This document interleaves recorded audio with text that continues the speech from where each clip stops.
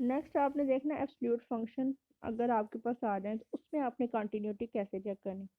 अब absolute function को हमने डिस्कस किया था कि फंक्शन एब्सोल्यूट का अगर आपके पास फंक्शन हो एब्सोल्यूट तो वो अगर ग्रेटर देन और इक्वल टू जीरो तो आपके फंक्शन के इक्वल ही आ जाता है। ठीक है, यहाँ पे इसको ये इधर आनी थी चीज़ और ये चीज़ इधर लिखनी थी, इसको करेक्ट कर लीजिएगा क्योंकि आपने एब्सोल्यूट फंक्शन की डेफिनेशन पहले भी डिस्कस की हुई है। और अगर आपके पास function x less than zero है तो आपके पास जो था एक्स एब्सोल्यूट किसके इक्वल आ जाता था, माइनस एक्स के इक्वल। ठीक है, तो देखिए mod X is equal to X है ना, अगर आपको टू इसको में पुट करेंगे मोड की वजह से टू ही हो जाएगा जब आपके पास ग्रेटर होगा।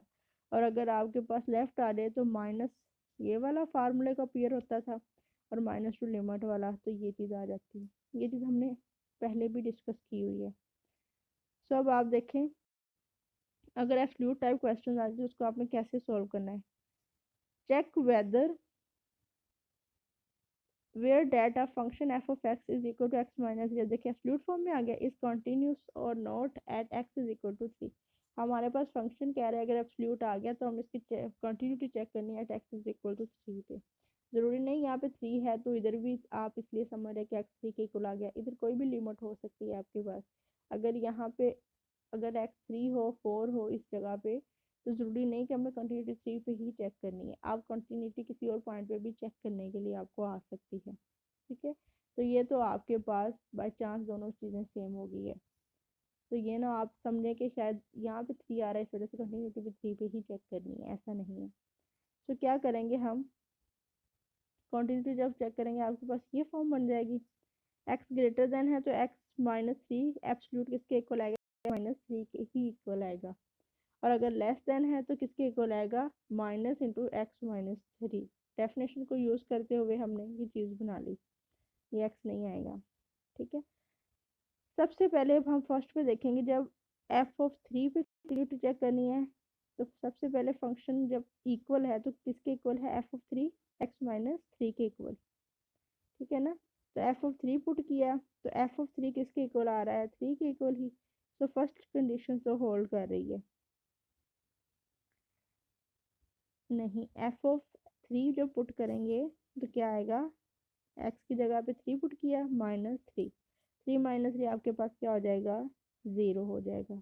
ठीक है, और जब आप अप्लाई करेंगे लेफ्ट हैंड लिमिट तो तब आपके पास फंक्शन क्या है, limit X approaches to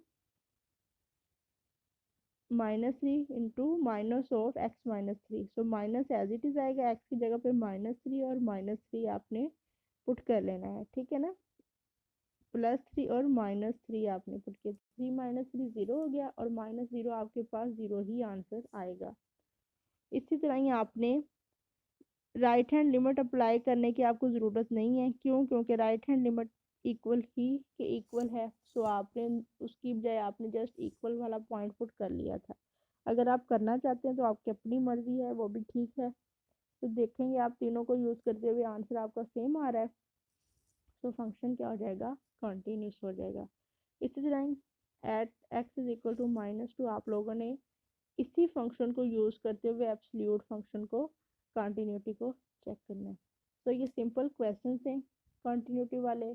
just आपने क्या करना, आपके पास कोई भी फंक्शन गिवन हो आपने तीन कंडीशन सेटिस्फाई करवा देनी है। एक तो फंक्शन में आपने वैल्यू पुट कर देनी है जो कि दी हो, सेकंड आपने लिमिट जो है वो लेफ्ट हैंड अप्लाई करवा देनी है, उसके बाद सॉरी लेफ्ट हैंड में नेगेटिव आना है, और थर्ड आपने क्या कराना है, लिमिट आपने जो है वो राइट हैंड साइड अप्लाई करवा देनी है। ठीक है, तीनों अगर आपके पास सेम आ जाएगी तो फंक्शन आपका कंटिन्यूस हो जाएगा।